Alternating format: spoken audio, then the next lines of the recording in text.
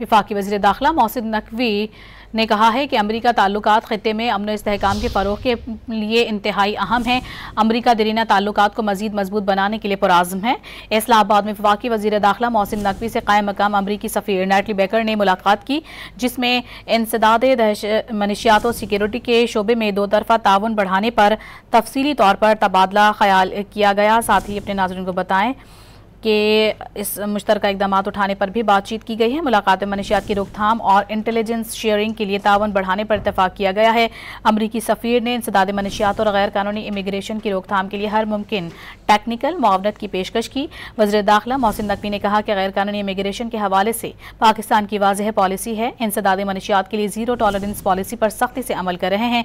आज भी अफ़गानिस्तान से मनशियात दर्जनों मुल्कों में पहुँच रही हैं और नौजवान नस्ल को तबाह कर रही हैं।